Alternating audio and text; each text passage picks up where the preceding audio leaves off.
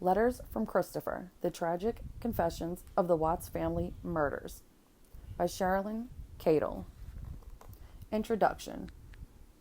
As you read the true story of Christopher Watts, the family murderer, you may think you are reading about a Hollywood horror film. As I was writing, many times it felt more like things I have seen in a movie. However, this is a true story. Christopher Watts pled guilty to killing his pregnant wife and 2 toddler daughters. He killed them and disposed of them in a brutal and disgusting way. Heartless could be a good way to describe it. He gave me very intimate, detailed accounts of the things he has not been able to talk about, things he has not told the FBI or even his family. Because Christopher is an introvert, telling his true story from the platform of this book enabled him to get the whole truth out. I ask that you please save all judgments until you have read the whole book. That's doubtful. You know I'll be judging throughout the whole book. Hello. I'll let you then decide how you feel about Christopher Watts. I already feel a certain way about Christopher Watts. Thank you. The family murderer and how he did this. Christopher, by law, is not allowed to make any money from this book. When we discussed writing the book, he told me he just wanted to have a chapter where he can give his testimony of forgiveness and how he came to know God. Don't they all? And wants to help others. That would be a trade for him giving me the information. The Watts family made it very clear they felt it would be wrong for them to take any money from the book. When starting this project, I reached out to both the Watts and the Ruscheks about having a voice in the book. Sandy Ruschek declined, and that was understandable, as the project started just 5 months after the murders. The Watts family was more than generous to help me with information. I bet they were. However, some is very troubling.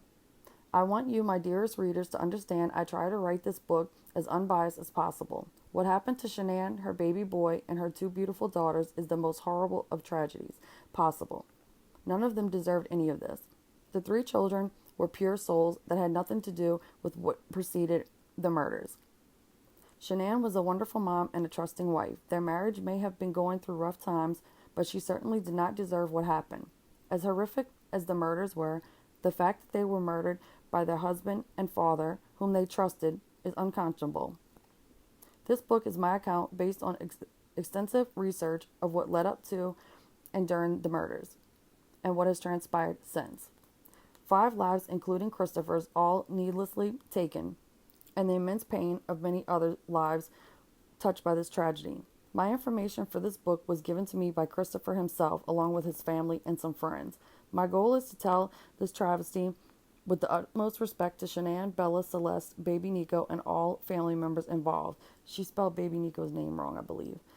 At first, I wasn't sure what there was to write about, since everyone had so much information given to them through the different media sources. It did not take long, though, to know most of the information on the media sources was made-up information.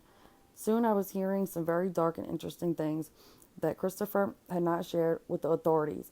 I wasn't sure that my moral responsibilities were with the information he was giving me. I didn't want to be the one who hurt anyone else, and this information clearly would hurt many people. However, I can't change the facts, and for the family to completely heal, they deserve to know the truth. I know Christopher's family has felt there was more to the story, and I would think Shanann's family has felt it too. How you going to talk for her family? Nope, don't do it. He is guilty. There was never any question whether or not Shanann killed the girls. Christopher told me he only said that because the FBI agent gave him the idea during the interrogation. As with any conflict between people, there are 2 sides to the story. Not 2 sides to the murders, but 2 sides to the conflict that led up to the fateful morning of August 13th, 2018. In this story, there are circumstances that led up to a seemingly devoted and loving husband and father, Christopher Watts, deciding to take the most heinous way out of the family that loved him. What causes a man with no history of violence or mental disorder to take the lives of his family? Nothing can justify it, and one naturally wonders what would cause him to make such bad choices. This was his flaw, no one else's. Most people handle things much differently and would never consider doing what he did. For some reason, he thought this was his way out of the pain he held in his head. But what he did caused far more pain than he could ever have anticipated. The Watts family said something seemed wrong and they sensed something was going to happen, although never in their wildest thoughts could they have imagined what transpired. The suffering that was put upon these people is the heaviest burden a person can endure. It has changed their lives forever, in the worst way possible. Yet he says he loves his family with everything in him. His memory has come back to him in pieces. He says the trauma took away parts of his memory. Well, then how is he going to tell us a story if his memory's gone? I guess it's coming back, There have been other cases where the perpetrator heard voices or claimed God or a demon told him to kill. Lord. However, Christopher claims he did not hear voices that told him to kill his family. There are definitely some eerie things that have happened around these murders that do appear evil. However, how is that someone could kill anyone without it being evil? What happened that could have caused him to calculably kill his beautiful family? I set out to find these answers from the murderer himself. There was something about this story that was not as simple as everything looked, and I knew it. Ay, ay, ay. I also wanted to write, excuse me, and I think I have somewhat of a natural talent for it. Oh, girl, stick to your day job. You know how they say everybody can write, but you shouldn't? Hey, but this story was writing itself. All I had to do was listen. I have a feeling if you were to ask any of the authorities who worked with this case, they would probably tell you it was very different from others they have worked on, that Christopher is different from any other perpetrator they have dealt with. Christopher says he felt evil spirits around him for a few weeks before the murders. Actually, Christopher's story is very dark and eerie. Through research, I have found that some sophisticated psychiatrists believe that evil spirits are, however, seldom assailing humans. Sometimes it is in the patients who are deluded about demons, but careful observation by some has led them to believe that certain extremely uncommon cases can be explained no other way. The Vatican and priests, oh Lord, have said the demand for exorcists has been increasing. Yikes. In fact, in 2010, the U.S. Conference of Catholic Bishops organized a meeting in Baltimore for interested, clergy who could perform exorcisms. Oh, Lord. Assaults upon individuals are classified either as demonic possessions or as slightly more common but less intense attacks, usually called oppression. It's not exactly like the devil made me do it.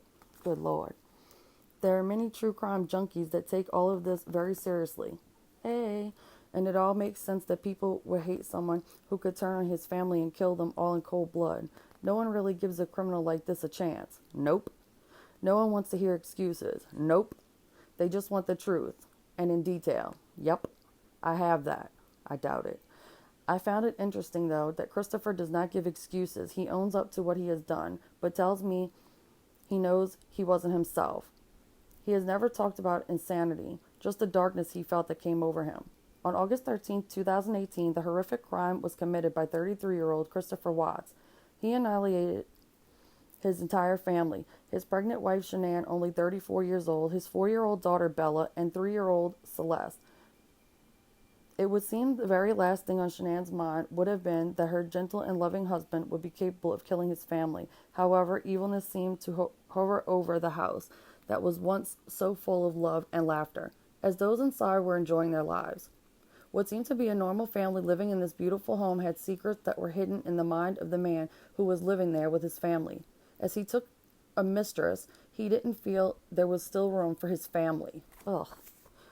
The beautiful town of Frederick, Colorado, population only 12,000, with its upper middle class subdivisions filled with young families enjoying the clean air and beautiful lifestyle that is offered by the best of Colorado, was on edge on August 13th and 14th. This quiet, pristine subdivision could be seen in the warm evenings with families taking walks and talking to neighbors and just enjoying the surroundings of where they live. The neighborhood was abuzz as they talked with each other about the family that lived at 2825 Saratoga Trail. However, they need not fear the person responsible for the missing of Shanann and her 2 daughters. Even though he lived amongst them, his aim was only his family. That is so sad. Oh my gosh. To everyone else, he was the kind and gentle friend they all loved. In the year of 2018, this was the only violent crime in Frederick. Wow. This one took 4 beautiful, vibrant lives. They did not realize that murderers lived amongst them. There was a black cloud that hung over the community as life tried to go on as usual. The small community where Christopher and Shanann lived became paralyzed with the news that Christopher Watts killed his family. People in town huddled in small groups discussing what had happened. Flyers with Shanann's and the girls' pictures still hung in windows and businesses of town. The tragedy seemed to have touched everyone in the small town. It touched people all over the United States as people stopped when his name crossed their television screen. Yup. As people gathered on the lawn of the Watts house to pay their respects, people who didn't even know them were emotional because of the sick way the little girls' bodies were disposed of. The story made people angry, and they wanted revenge on the man who did this. People would drive by just to get a glimpse of the home where the horrors took place. Rumors had already begun about the house having spirits and ghosts. On August 15th, when it had become clear that Christopher had murdered his family, the parents in the community that all knew the Watts were left having to explain to their children why they could not play with Bella and Cece ever again, or why they wouldn't ever be going for a visit.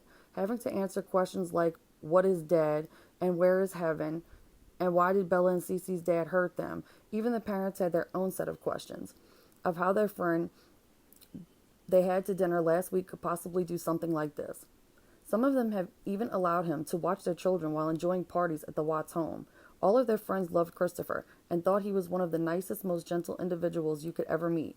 Everyone the police interviewed did not say one bad thing about Christopher Watts. How could something like this happen in such a beautiful, family-oriented community to such good people as the Watts? As I watched the crime unfold, I wanted to be able to come to some conclusion why this seemingly normal man would do something so heinous as to put his two baby girls, in large battery containers of crude oil. Little did I know then I would soon meet and come face to face with the monster that did this. On the first day I saw him on television, I felt I wanted to contact this man, and I wanted to write a book about his story. Yikes. I thought by writing the book I'd be able to find out why he would do something like this. Our relationship started by letters and evolved into face-to-face meetings, though the letters and phone calls throughout writing the book. Our conversations on the phone and in person were being recorded. Christopher felt it was safer and more private to send me letters with his confessions. He knew the sole purpose of our communications was my plan to write a book about him, and he also knew what I would end up writing would not always be to his liking. Christopher does not like being called a murderer. Oh, does he not? Huh! He cares about what people think of him. Huh! And he couldn't stand that he is a hated man. However, he gave me the information and allowed me to write the book in exchange for writing and publishing his testimony of coming to God and the forgiveness he received. His story is moving and it's told in his words. I knew his crave for some sort of human interaction was also worth whatever he needed to go through or to hear about himself. At times, it was difficult for him to repeat to me the things he had done and what led up to the killings of his family. In court the day of the sentencing, he could not bear the things that were being said about him. He told the FBI that as he was killing Shanann, he couldn't take his hands off of her neck. He wasn't himself. He says it was like something was standing behind him and making him do it. He knew if he told me he was blaming something other than himself for the murders, or if he denied that the responsibility of killing Shanann and the girls fell solely on him and only him, I would not write his story.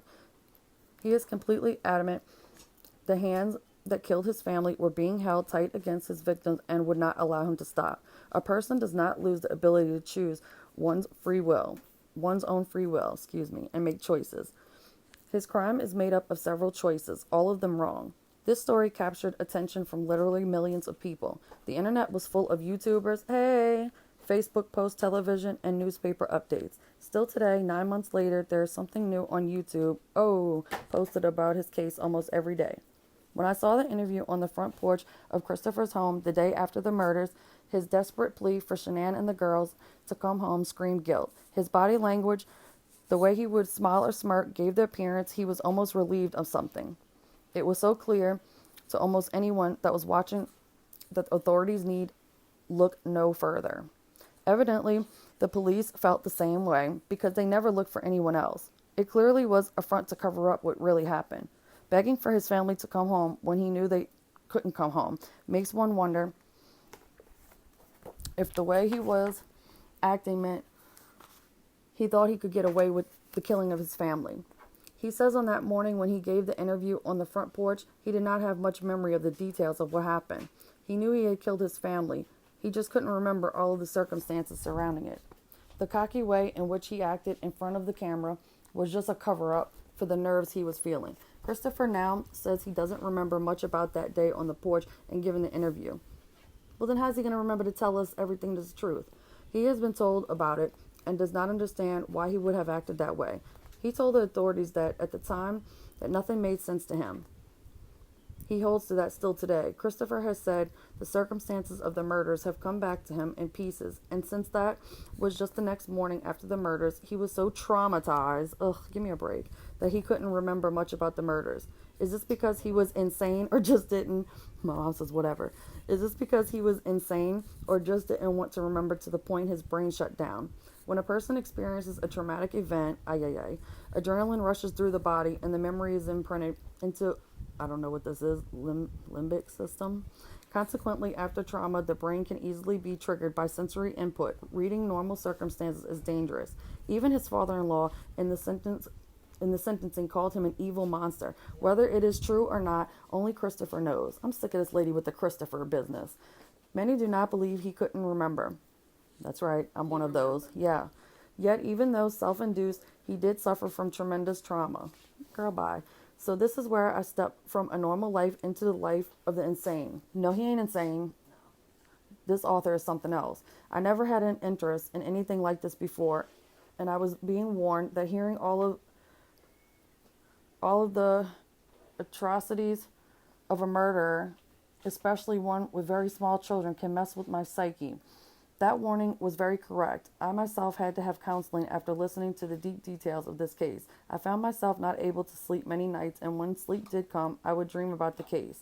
From the first meeting with Christopher, as he talked about what had happened, I could honestly feel the darkness of it. I have always believed a person who could kill someone in cold blood must be insane. Nope, they could be evil. No one could possibly be sane and do this. Who are you? It was confusing, however, because Christopher seemed so nice and thoughtful and sort of boyish, even though shy and reserved.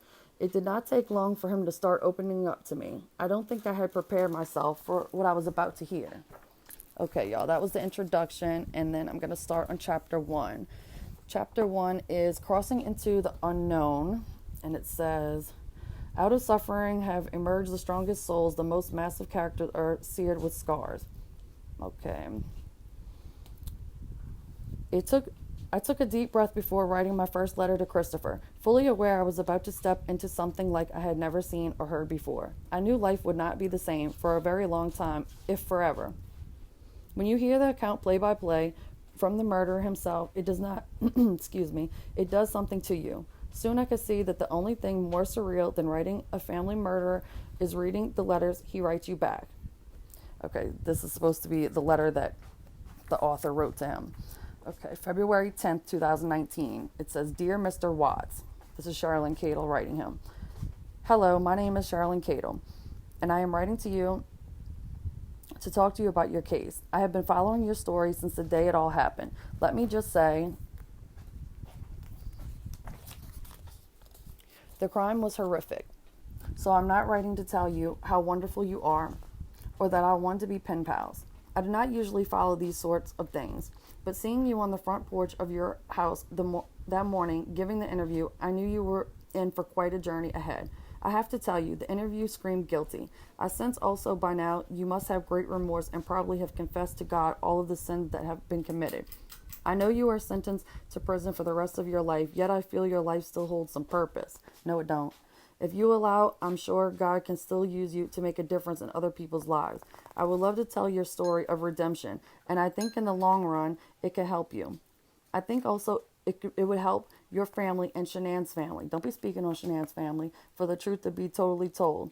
I would like to write a book about your case, if you will allow me to. If you will allow it, I need to know how I can contact you by phone, and I would need you to put me on your visitors list. I live less than 4 hours from you, so I would be able to come and visit you. Please write me back and let me know how you feel about this. I'm sure you've had other offers. but maybe none that are willing to publish your testimony. If you just feel you don't want to, I ask you to think about it again and see if we can come together on it. Please write me back at the address below. Sincerely, Cheryln Cadle. Okay. She said, I gave him all of my contact information. After 3 times writing him, he finally wrote me back. Maybe he thought he might as well. I didn't seem to be going away. He liked what I had to say, that he could still have a purpose for his life and help others. After a few back and forth letters, he agreed to writing a book with me. He told me he had many offers from others to write a book, but he was not the least bit interested. So when he read my letter, the first response he had to himself was nope, but he kept feeling like God wanted him to respond to my letter. He said when God tells you to do something, well, you better do it. All of Christopher's letters in this book are written word for word as he wrote them. I left in all misspelled words and typos. This is Christopher's letter, Chris Watts' letter to Cheryln Cadle, March 14th, 2019. Hello, Cheryln. I'm sorry I haven't written you back when you wrote the first 2 letters. You have to imagine I'm very skeptical about who I write back. And when I saw you wanted to write a book, I said nope. Although this letter you just sent me felt like God was giving me an ultimatum to write you back. I'm not sure why exactly, because I have turned several other journalists and authors down. When the FBI and CBI came to the prison to speak with me, I had no idea they were coming. I felt like it was God telling me to clear my wife's name since so many people were confused about what happened. And well, if God tells you to do something, you do it. I'm currently on protective confinement since this last media storm, so I'm limited on telephone use and everything else. Corresponding by mail is our best bet for now. Thank you for the Bible. They weren't supposed to let me keep it, but they did. God's work. I have a KJV Bible, and I'm already comparing them back and forth. Some words that have always confused me. I like the idea of telling people how I came to my faith, and God can turn any pain and suffering into bringing something new to be born and recognizing when something evil takes a hold of your life. We are attacked all day long, and if people can learn to rest in his peace, joy, and love, a lot would change. I couldn't keep the self-addressed envelope you sent me, not sure when that rule might change. I will do a book with you if you for sure will be willing to give me a chapter where I can tell about my forgiveness and coming to faith, so maybe it will help someone else. He writes horrible, not to take the path I did. If I can help even one person, it would be worth it. I hope this letter finds you in good spirits, and I will close with one of my favorite scriptures. God bless, Chris. And he said unto me, my grace is made sufficient for you, for my strength is made perfect in weakness. Most gladly, therefore, will I rather glory in my infirmities and reproach and necessity. I'm not reading this what he's writing. He's a mess. After he wrote me the letter, he started to feel maybe I had changed my mind because I didn't get back with him quickly enough. After all, he had ignored me at first. One day I received a call from Cindy Watts, his mother. She said it was very important to Christopher that she call me and tell me he had written me back, that he did want me to write a book with him about his story and the things he has not told until now. His mother told me she had begged him to fill in the missing pieces for her. She said he told her when she reads the book, she will understand. Cindy Watts told me of the struggles they have had since the day of the murders. I could hear the pain in her voice, and she spoke of how the son she raised and loved was just never capable of such a horrific thing. They have come against some big challenges trying to stay out of the media's eye, and YouTubers continue to call and harass them. She said they are hated because their son did this, but never would they be okay with what happened. She thanked me for speaking with her and told me to please call her anytime. I found her pleasant, but obviously a broken person. I hung up the phone wondering what I was getting myself into. People have been so hard on them, and it obviously shows, wondering if I would be coming up against some of the same because I'm writing with and about a murderer who was hated by so many. We wrote back and forth a couple times. Then his mother sent me the papers to apply to be put on his visitors list. The inmate has to request for a person to apply without that. A person cannot even apply to be put on the visitors list. I had to go through a background check, and when I was cleared, I was allowed to visit Christopher. I visited for the first time April 5th, 2019, right after everything came out to the FBI. I had never been to a prison before. and I was a little intimidated, I must say. The building is huge and very well kept on the outside. A tidy green lawn sprawled out around the building, about 2 blocks square. The prison sits right downtown in the heart of a little neighborhood. What? That's crazy. Our prisons are not like that here in Louisiana, I tell you that. There's nothing around them. Across the street and on both sides are little, modest, Midwestern craft-style homes. Sidewalks and big old trees line the neighborhood, although old, very trim. As I walked into the building, I noticed to the public eye everything was clean and orderly. The staff was matter-of-fact but helpful and not rude at all. Once I passed through the metal detector, they put a stamp on my hand. At that point, I walked through a series of 7 locked doors and walked a total of about a quarter of a mile outside to get to where Christopher lives. They seated me in a visiting room, where the walls were lined with vending machines. The only chance for the inmates to get a taste of something on the outside is when the visitor brings quarters with them for the vending machines and buys the inmate a drink or snack. I don't know if the feeling dulls, but they crave for a taste of food that is not prison food. I was told to have a seat, and Christopher would be there shortly. Because of being in protective confinement for him to see a visitor, they had to bring him through an area called the hole. Therefore, the hallway unit had to be shut down, or what they call lockdown, and the other prisoners don't like that. Christopher says it's stressful being brought from his cell through that area. I noticed just being brought from his cell to the visiting room, he was shackled at the ankles and handcuffed. He was handcuffed to the table once he was seated. 3 guards stood nearby. He explained once he is out of solitary confinement, he will not be shackled and handcuffed for the visiting room. Christopher seemed to take it all in stride. I think he was just happy to see me and have someone to talk to. At that point, other than the FBI, he had not had any real communication with anyone other than phone calls to his family since August 15, 2018. I don't know what it looks like behind those walls, but for everything I could see, things in the prison ran smoothly, but everyone stuck to the rules. There were a couple of times while waiting for Christopher that I could hear the inmates yelling and making a lot of noise. It struck me what a polar opposite it was that he had come from an almost home where he seemingly had all that a person could want or need, freedom being the most important thing. We have and all have little things we take for granted, like picking out our clothes, choosing what we want to eat, getting into our car and going to a movie, holding the people we love, or just walking outside when we want to, are no longer afforded to Christopher as an option for his life, as it shouldn't be. I can't help but wonder if Shanann didn't feel that darkness that had come over him. Christopher says she was very unsettled during that week before, but I'm sure she thought it was the marital problems they were dealing with. However, her husband was planning on killing her.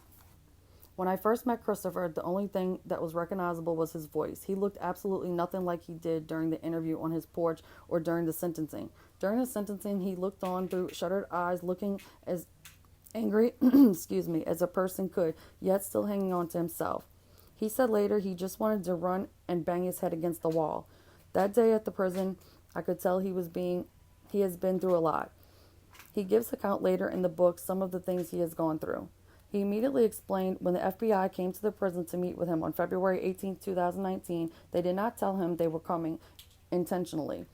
They told him they did not want to put stress on him. Perhaps they didn't want to give him time to think about what he was going to say. He resented that unannounced visit, and because of that, he did not tell them everything they might have wanted to know.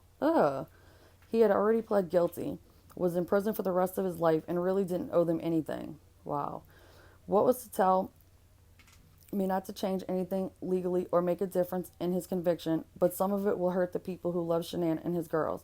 He felt like God promoted him to clear, He felt that God prompted him to clear Shanann's name, since there seemed to be confusion by some that she killed the girls.